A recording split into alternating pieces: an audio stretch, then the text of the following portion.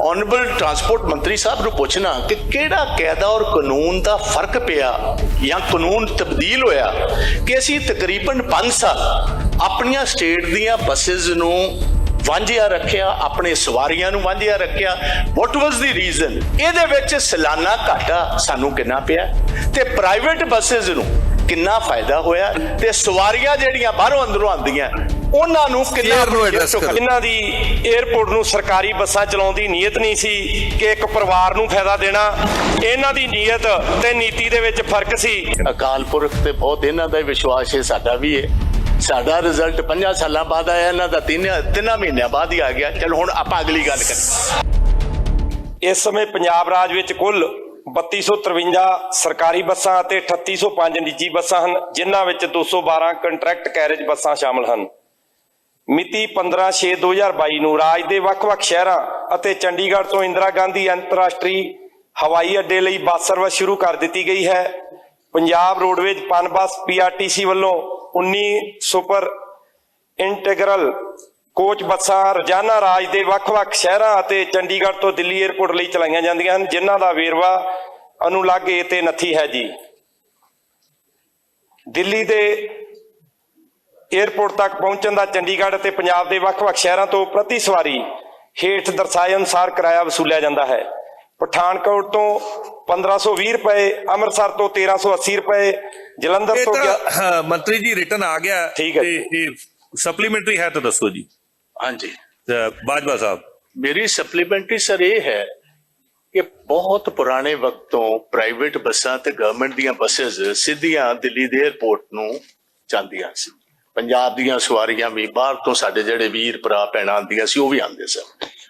ਇਹ all of a sudden September 2018 ਦੇ ਵਿੱਚ ਦਿੱਲੀ ਦੀ ਸਰਕਾਰ ਨੇ ਇੱਕੋ ਦਮ ਪੰਜਾਬ ਦੀ ਰੋਡਵੇਜ਼ ਦੀਆਂ ਬੱਸਸ, ਜਿਹਦੇ ਵਿੱਚ ਪੈਪਸੂ ਦੀਆਂ ਬੱਸਸ ਨੇ, ਪੰਸਾ PRTC ਦੀ ਪਾਬੰਦੀ ਲਗਾ ਦਿੱਤੀ ਤੇ ਤਰਕੇ ਦਿੱਤਾ ਕਿ ਕਾਨੂੰਨ ਜਿਹੜਾ ਇਹ ਅਲਾਉ ਨਹੀਂ ਕਰਦਾ ਬਾਹਰੋਂ ਕੋਈ ਵੀ ਇੰਟਰਸਟੇਟ ਬੱਸਸ ਆਉਂਦੀਆਂ ਉਹ ਸਿੱਧੇ ਤੌਰ ਜਿਹੜਾ ਉੱਥੇ ਇੰਟਰਸਟੇਟ ਬੱਸ ਟਰਮੀਨਲ ਹੈ ਉੱਥੋਂ ਤੱਕ ਹੀ ਜਾ ਸਕਦੀ।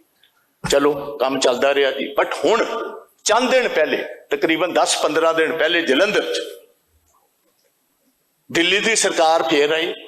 ਆਲ ਆਫ ਅ ਸਡਨ ਉਹਨਾਂ ਨੇ ਇਜਾਜ਼ਤ ਦੇ ਦਿੱਤੀ। ਮੈਂ ऑनरेबल ट्रांसपोर्ट मंत्री साहब ਨੂੰ ਪੁੱਛਣਾ ਕਿ ਕਿਹੜਾ ਕਾयदा और कानून ਦਾ ਫਰਕ ਪਿਆ ਜਾਂ ਕਾਨੂੰਨ ਤਬਦੀਲ ਹੋਇਆ ਕਿ ਅਸੀਂ ਤਕਰੀਬਨ 5 ਸਾਲ ਆਪਣੀਆਂ ਸਟੇਟ ਦੀਆਂ ਬੱਸਸ ਨੂੰ ਵਾਂਝਿਆ ਰੱਖਿਆ, ਆਪਣੇ ਸਵਾਰੀਆਂ ਨੂੰ ਵਾਂਝਿਆ ਰੱਖਿਆ। ਵਾਟ ਵਾਸ ਦੀ ਰੀਜ਼ਨ? ਕਿਸ ਕਾਨੂੰਨ ਦੇ ਅਧੀਨ ਪਹਿਲੇ ਬੰਦ ਕੀਤੀਆਂ ਗਈਆਂ ਤੇ ਹੁਣ ਕਿਸ ਕਾਨੂੰਨ ਦੇ ਅਧੀਨ ਫੇਰ ਲਾਗੂ ਕੀਤੀਆਂ ਗਈਆਂ? ਨੰਬਰ 1। ਨੰਬਰ 2, ਇਹਦੇ ਵਿੱਚ ਸਾਲਾਨਾ ਘਾਟਾ ਸਾਨੂੰ ਕਿੰਨਾ ਪਿਆ ਤੇ ਪ੍ਰਾਈਵੇਟ ਬੱਸਸ ਨੂੰ ਕਿੰਨਾ ਫਾਇਦਾ ਹੋਇਆ ਤੇ ਸਵਾਰੀਆਂ ਜਿਹੜੀਆਂ ਬਾਹਰੋਂ ਅੰਦਰੋਂ ਆਉਂਦੀਆਂ ਉਹਨਾਂ ਨੂੰ ਕਿੰਨਾ ਖਰਚਾ ਦੇਣਾ? ਚੇਅਰ ਨੂੰ ਐਡਰੈਸ ਕਰੋ ਜੀ। ਵਧਾਈ ਤਾਂ ਦੇ ਦਿਓ ਚਲਾਉਣ ਦੀ। ਮੈਂ ਕਹਿੰਦਾ ਜੀ ਬਹੁਤ ਬਹੁਤ ਮੁਬਾਰਕਾਂ ਜੀ, ਬਹੁਤ ਬਹੁਤ ਤੁਹਾਨੂੰ ਮੁਬਾਰਕਾਂ ਜੀ ਮੰਤਰੀ ਜੀ। ਬਹੁਤ ਇੱਕ ਮਾਨਯੋਗ ਸਪੀਕਰ ਸਾਹਿਬ, ਮਾਨਯੋਗ ਸੁਪਰੀਮ ਕੋਰਟ ਵੱਲੋਂ ਹਦਾਇਤ ਸੀ ਕਿ ਬੱਸਾਂ ਇੰਟਰਸਟੇਟ ਬੱਸ ਟਰਮੀਨਲ ਤੇ ਹੀ ਰੁਕਣਗੀਆਂ। GMR ਇਨਫਰਾ ਨਾਂ ਦੀ ਕੰਪਨੀ ਨੇ ਏਅਰਪੋਰਟ ਬਣਾਇਆ। ਉਹਨਾਂ ਦੇ ਨਾਲ ਸਲਾਹ ਮਸ਼ਵਰਾ ਕਰਕੇ ਸਾਡੀ ਦਿੱਲੀ ਦੇ ਮਾਨਯੋਗ ਮੁੱਖ ਮੰਤਰੀ ਸ਼੍ਰੀ ਅਰਵਿੰਦ ਕੇਜਰੀਵਾਲ ਜੀ ਦੀ ਸਰਕਾਰ ਅਤੇ ਪੰਜਾਬ ਦੇ ਮੁੱਖ ਮੰਤਰੀ ਸਰਦਾਰ ਭਗਵੰਤ ਸਿੰਘ ਜੀ ਮਾਨ ਜੀ ਦੀ ਸਰਕਾਰ ਨੇ ਮਨਜ਼ੂਰੀ ਲਈ ਹੈ। ਤੇ ਜਿਹੜੀ ਗੱਲ ਮਾਨਯੋਗ LOP ਸਾਹਿਬ ਨੇ ਕੀਤੀ, ਇਹਨਾਂ ਦੀ ਏਅਰਪੋਰਟ ਨੂੰ ਸਰਕਾਰੀ ਬੱਸਾਂ ਚਲਾਉਣ ਦੀ ਨੀਅਤ ਨਹੀਂ ਸੀ ਕਿ ਇੱਕ ਪਰਿਵਾਰ ਨੂੰ ਫਾਇਦਾ ਦੇਣਾ। ਇਹਨਾਂ ਦੀ ਨੀਅਤ ਤੇ ਨੀਤੀ ਦੇ ਵਿੱਚ ਫਰਕ ਸੀ। ਮਾਨਯੋਗ ਮੁੱਖ ਮੰਤਰੀ ਸਰਦਾਰ ਭਗਵੰਤ ਸਿੰਘ ਮਾਨ ਜੀ ਦੀ ਯੋਗ ਅਗਵਾਈ ਦੇ ਵਿੱਚ ਸਰਕਾਰ ਨੇਕ ਨੀਤੀ ਨਾਲ ਕੰਮ ਕਰ ਰਹੀ ਹੈ ਤੇ ਜਦੋਂ ਨੇਕ ਨੀਤੀ ਨਾਲ ਕੰਮ ਕਰੀਏ ਅਕਾਲ ਪੁਰਖ ਵਾਹਿਗੁਰੂ ਪਰਮਾਤਮਾ ਨਾਲ ਖੜ ਜਾਂਦਾ। ਧੰਨਵਾਦ ਜੀ। ਬਾਜਵਾ ਜੀ ਦਾ ਕੁਐਸਚਨ ਹੈ ਜੀ। ਬਾਜਵਾ ਜੀ ਦਾ ਕੁਐਸਚਨ। ਅਕਾਲ ਪੁਰਖ ਤੇ ਬਹੁਤ ਇਹਨਾਂ ਦਾ ਵਿਸ਼ਵਾਸ ਹੈ, ਸਾਡਾ ਵੀ ਹੈ। ਸਾਡਾ ਰਿਜ਼ਲਟ 5 ਸਾਲਾਂ ਬਾਅਦ ਆਇਆ, ਇਹਨਾਂ ਦਾ 3 ਮਹੀਨਿਆਂ ਬਾਅਦ ਹੀ ਆ ਗਿਆ। ਚਲੋ ਹੁਣ ਆਪਾਂ ਅਗਲੀ ਗੱਲ ਕਰੀਏ। ਚੰਗੀ ਨੇਕ ਨੀਤੀ, ਚੰਗੀ ਨੇਕ ਨੀਤੀ। ਚੇਅਰ ਨੂੰ ਐਡਰੈਸ ਕਰੋ ਜੀ। ਚੇਅਰ ਨੂੰ ਚੰਗੀ ਨੇਕ ਨੀਤੀ ਦੀ ਗੱਲ ਕਰੀਏ। ਤੁਸੀਂ ਇਹ ਮੈਨੂੰ ਦੱਸੋ। ਚੇਅਰ ਨੂੰ ਐਡਰੈਸ ਕਰੋ। ਇੱਕ ਮਿੰਟ, ਹੁਣ ਆਪਾਂ ਉੱਥੇ ਗੱਲ। ਚੇਅਰ ਨੂੰ ਐਡਰੈਸ ਕਰੋ। ਚੇਅਰ 2 ਮਿੰਟ ਗੱਲ ਕਰ। 2 ਮਿੰਟ ਨਾ, ਇਹ ਨਹੀਂ, ਦਿਸ ਇਜ਼ ਨੋ। ਬੈਠੋ। ਮੈਨੂੰ ਨਾ ਤੁਸੀਂ ਫਿਰ ਵੇਖੋ ਜਿਹੋ ਜਿਹਾ ਤੁਸੀਂ ਜਵਾਬ ਦਿੰਦੇ ਹੋ ਮੰਤਰੀ ਉਹਦਾ ਜੀ। ਸੁਣਨ ਦੀ ਆਦਤ ਵੀ ਪਾਓ, ਤੁਸੀਂ ਉਹਦੀ ਸੁਣਨ ਦੀ ਆਦਤ ਵੀ। ਆਪਣਾ ਬਾਜਵਾ ਜੀ ਮੈਨੂੰ ਦੇਖੋ ਪੰਜਾਬ ਦੇ ਲੋਕ ਇਹਦਾ ਜਵਾਬ ਲੈਣਾ ਮੈਂ ਦਿੰਦਾ ਬਾਜਵਾ ਜੀ ਬਾਜਵਾ ਜੀ ਮਾਜਰਾ ਜੀ ਬੈਠੋ ਜੀ ਬੈਠੋ ਸਾਰੇ 2 ਮਿੰਟ 1 ਮਿੰਟ ਜੀ ਬੈਠੋ। ਕਿਹੜੇ ਕਾਇਦੇ ਕਾਨੂੰਨ ਦੀ ਮੈਂ ਕਰਾਉਣਾ ਮੈਂ ਤੁਹਾਨੂੰ ਪੁੱਛਣਾ ਚਾਹਨਾ ਕਿਹੜੇ ਕਾਇਦੇ ਸਾਡੇ ਰਾਜਾ ਵੜਿੰਗ ਜੀ ਟਰਾਂਸਪੋਰਟ ਮਿਨਿਸਟਰ ਤੁਹਾਡੇ LOP ਸਾਹਿਬ ਨੂੰ ਮਿਲ ਕੇ ਆਏ, ਚੇਅਰ ਨੂੰ ਐਡਰੈਸ ਕਰੋ ਜੀ। ਸਾਡੇ ਜਿਹੜੇ transport minister farmer transport minister ਰਾਜਾ ਜੀ ਵੜਿੰਗ ਸਾਹਿਬ ਮਿਲ ਕੇ ਆਏ ਕੇਜਰੀਵਾਲ ਸਾਹਿਬ ਨੂੰ। ਸਾਡੀ ਗਵਰਨਮੈਂਟ ਨੇ ਵਾਰੀ-ਵਾਰੀ ਲਿਖਿਆ we will denied this and ਕਾਇਦੇ ਕਾਨੂੰਨ ਤੋਂ ਬਾਵਜੂਦ ਵੀ ਡਿਨਾਈ ਕਰਨ ਤੋਂ ਬਾਅਦ ਹੁਣ ਤੁਸੀਂ ਆਲ ਆਫ ਅ ਸਡਨ ਕੋਈ ਇਹੀ ਗੱਲ ਕਹਿਤੀ ਕੁਐਸਚਨ ਪੁੱਛੋ। ਹਾਂਜੀ ਕੁਐਸਚਨ ਪੁੱਛੋ। ਇਹੀ ਕੁਐਸਚਨ ਹੈ ਕਿ ਤੁਸੀਂ 5 ਕਰੋੜ ਰੁਪਈਆ ਸਾਲ ਦਾ ਘਾਟਾ 50 ਸਾਲਾਂ 'ਚ 25 ਕਰੋੜ ਰੁਪਈਆ ਪੰਜਾਬ ਨੂੰ ਘਾਟਾ ਪਿਆ। 75 ਤੋਂ 80 ਕਰੋੜ ਰੁਪਈਆ ਪੰਜਾਬੀਆਂ ਨੇ ਆਪਣੀ ਜੇਬ ਚੋਂ ਕਰਾਇਆ ਐਕਸਟਰਾ ਖਰਚਿਆ। ਇਹ ਦੱਸੋ ਨੀਤੀ ਕਿਸ ਤਰ੍ਹਾਂ ਬਦਲੀ ਤਾਂ ਕਿੱਦਣ ਬਦਲੀ? ਇੱਕ ਮਿੰਟ ਜੀ ਸਾਨੂੰ ਇਹ ਦੱਸੋ ਕਿੱਦਣ ਤੁਸੀਂ ਇੰਟਰਨੈਸ਼ਨਲ ਜਿਹੜੇ ਹੈ ਪੋਰਟ ਵਾਲੀ ਰਨ ਕਰਨ ਵਾਲਾ ਤੁਸੀਂ ਕਿੱਦਣ ਉਹਨਾਂ ਕੋਲ ਇਜਾਜ਼ਤ ਲਈ ਮੈਨੂੰ ਉਹ ਵਿਖਾਓ ਆਪਣਾ ਆਰਡਰ। ਮੈਨੂੰ ਆਰਡਰ ਇੱਥੇ ਪੇਸ਼ ਕੀਤਾ।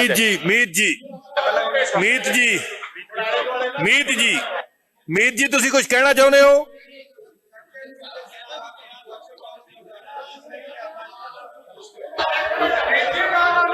ਮੈਂ ਸਰ ਇਹਦਾ ਜਵਾਬ ਨਹੀਂ ਦੇਣਾ। ਟਰਾਂਸਪੋਰਟ ਵਾਲਾ ਮੈਂ ਜਵਾਬ ਨਹੀਂ ਦਿੰਦਾ ਸਰ।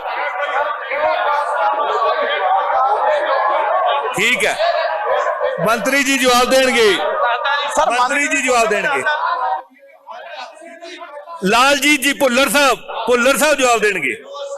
ਵੇਖੋ ਮਾਨਯੋਗ ਸਪੀਕਰ ਸਾਹਿਬ ਇਹਨਾਂ ਨੇ ਮਗਰਲੇ 2 ਮਹੀਨਿਆਂ 'ਚ ਟਰਾਈ ਕੀਤਾ। ਅਸੀਂ ਵੀ ਪੂਰੇ ਲਗਾਤਾਰ 3 ਮਹੀਨੇ ਲੱਗੇ ਰਹੇ ਤੇ 3 ਮਹੀਨਿਆਂ ਬਾਅਦ ਜਾ ਕੇ ਸਾਡੀ ਬੱਸ ਚੱਲੀ ਆ। ਇਹ ਕਹਿਣ ਨੂੰ ਜੋ ਮਰਜ਼ੀ ਕਹੀ ਜਾਣ, ਇਹਨਾਂ ਐਂਡ ਤੇ ਆ ਕੇ ਟਰਾਈ ਕੀਤੀ। ਉਹ ਇਹਨਾਂ ਦਾ ਜਿਹੜਾ ਹੀ ਸਿਆਸਤ ਦਾ ਸਟੰਟ ਸੀ। ਜਿਵੇਂ ਧਾਰੀਵਾਲ ਸਾਹਿਬ ਨੇ ਕੱਲ ਭਾਵੇਂ ਮਜ਼ਾਕੀਆ ਲਹਿਜੇ 'ਚ ਕਿਹਾ ਕਿ ਜਿਹੜੀਆਂ ਬਾਦਲਾਂ ਦੀਆਂ ਬੱਸਾਂ ਫੜੀਆਂ ਉਹ ਕਿੱਥੇ ਆ? ਉਹ ਬੱਸਾਂ ਕਿੱਥੇ ਨੇ ਜਿਹੜੀਆਂ ਫੜੀਆਂ? ਕਿੱਥੇ ਨੇ ਉਹ ਬੱਸਾਂ?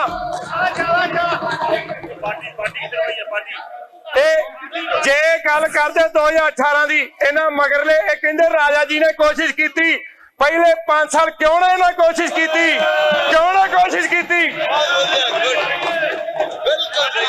ਰੌੜੀ ਜੀ ਸਰ ਮੇਰੀ ਤੁਹਾਡਾ ਹੋ ਗਿਆ ਜੀ 2 ਹੋ ਗਏ ਸਰ। ਮੇਰੀ ਬੇਨਤੀ ਤੁਹਾਡੇ 2 ਹੋ ਗਏ ਸਰ। ਮੇਰੀ ਬੇਨਤੀ ਇੱਕ ਮਿੰਟ ਵੀਰ ਜੀ ਰਾਜਾ ਜੀ 1 ਮਿੰਟ ਜੀ ਸਰ। ਮੇਰੀ ਬੇਨਤੀ ਸਰ ਹਾਊਸ ਦੀ ਮਰਿਆਦਾ ਨੂੰ ਕਾਇਮ ਰੱਖਿਆ ਜਾਵੇ।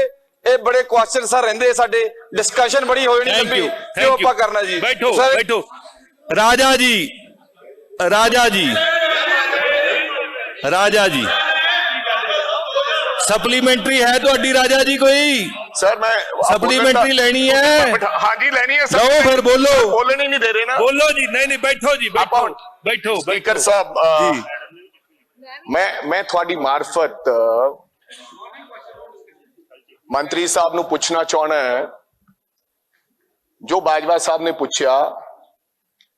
ਇਹਨਾਂ ਨੇ ਇਹ ਗੱਲ ਕਹੀ ਕਿ ਸਨਮਾਨਯੋਗ ਸੁਪਰੀਮ ਕੋਰਟ ਨੇ ਬੱਸਾਂ ਬੰਦ ਕੀਤੀਆਂ ਸਨ। ਕਿ ਇਹ ਹਾਊਸ ਦੇ ਵਿੱਚ ਕੋਈ ਐਸੀ ਜਿਹੜੀ ਸੁਪਰੀਮ ਕੋਰਟ ਨੇ ਬੰਦ ਕੀਤੀ ਜਾਂ ਹੁਣ ਉਹਨੂੰ ਖੋਲ ਦਿੱਤਾ ਗਿਆ? ਕਿਉਂਕਿ ਸੁਪਰੀਮ ਕੋਰਟ ਨੇ ਜੇ ਬੰਦ ਕੀਤਾ ਹਦਾਇਤ ਉਹਨਾਂ ਤੋਂ ਲਈ ਹੋਣੀ ਹੈ ਖੋਲਣ ਵਾਸਤੇ, ਕੋਈ ਦਿਸ਼ਾ ਨਿਰਦੇਸ਼ ਲਿਆਉਣਾ। ਇੱਕ ਤਾਂ ਉਹ ਚਿੱਠੀ ਇਹ ਹਾਊਸ ਤੇ ਟੇਬਲ ਕਰਨਗੇ। ਦੂਜੀ ਗੱਲ 13 ਵਾਰ ਔਨ ਰਿਕਾਰਡ ਹੈ ਸਪੀਕਰ ਸਾਹਿਬ, ਇਹ 10 ਦਿਨ ਉਹ ਫਾਈਲ ਲੈ ਆਉਣ। ਵੱਖ-ਵੱਖ ਮੰਤਰੀਆਂ ਨੇ 13 ਦਫਾ 13 ਚਿੱਠੀਆਂ ਲਿਖੀਆਂ, ਚਾਹੇ ਉਹ ਮੇਰੇ ਤੋਂ ਪਹਿਲਾਂ ਰਹੇ ਮੰਤਰੀ ਸਨ ਚਾਹੇ ਬਾਅਦ ਦੇ ਵਿੱਚ। ਮੈਂ 에ਅਰਪੋਰਟ ਅਥਾਰਟੀ ਨੂੰ ਚਿੱਠੀ ਲਿਖੀ ਜੋਤੀ ਰਾਜੇ ਸਿੰਧੀਆ ਜੀ ਨੂੰ, ਉਹਦਾ ਜਵਾਬ ਆਇਆ ਔਨ ਰਿਕਾਰਡ ਹੈ, ਔਨ ਫਾਈਲ ਹੈ ਕਿ ਦਿੱਲੀ ਸਟੇਟ ਨਾਲ ਗੱਲ ਕਰੋ। ਦਿੱਲੀ ਸਟੇਟ ਜਦ ਚਾਹੇ ਉਹ ਬੱਸਾਂ ਚਲਾ ਸਕਦੀ ਹੈ। ਬੱਸਾਂ ਹੁਣ ਆਪਦੀ ਮਨਮਰਜ਼ੀ ਨਾਲ ਜਿਹੜੀਆਂ ਚਲਾਈਆਂ ਗਈਆਂ, ਇਹਦੇ ਚ ਘਾਟੇ ਦੀ ਗੱਲ ਤੁਸੀਂ ਘੱਟ ਦੱਸਦਾ। 1 ਮਿੰਟ ਸਪੀਕਰ ਸਾਹਿਬ ਸਵਾਲ ਤਾਂ ਪੁੱਛ ਲਓ। ਮੈਂ ਤੁਹਾਡੇ ਰਾਹੀਂ ਮੈਂ ਪੁੱਛਣਾ ਚਾਹੁੰਦਾ ਕਿ ਸੁਪਰੀਮ ਕੋਰਟ ਦੀ ਕੋਈ ਚਿੱਠੀ, ਕੋਈ ਦਿੱਲੀ 에ਅਰਪੋਰਟ ਅਥਾਰਟੀ ਦੀ ਚਿੱਠੀ ਵੀ ਅਸੀਂ ਤੁਹਾਨੂੰ ਨਹੀਂ ਚਲਾਉਣ ਦੇਾਂਗੇ ਬਸ। ਦੂਜੀ ਗੱਲ ਮੈਨੂੰ ਇਹ ਕਿਹਾ ਗਿਆ ਬੱਸਾਂ 10 ਕਿੱਥੇ ਰੱਖੀਆਂ?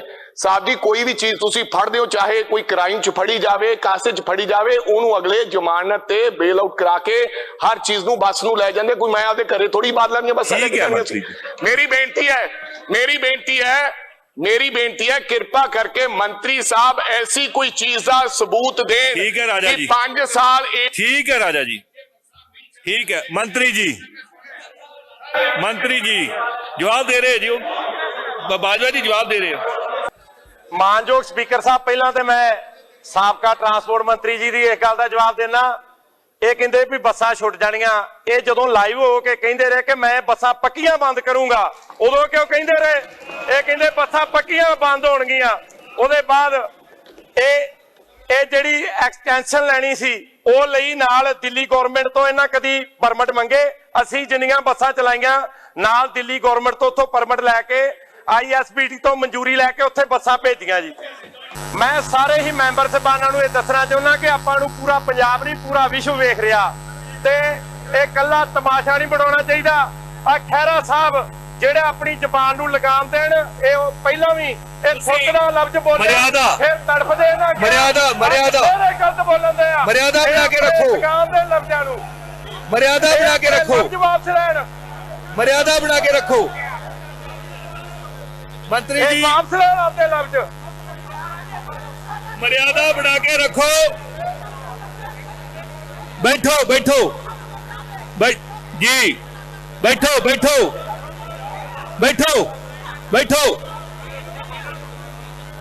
रंधावा साहब, आपा क्वेश्चन आवर चलाउना है कि तमाशा बनाउना है? तुसी बैठो, फिर तुसी बैठो, मैं एक्सपंज करा रहा। बैठो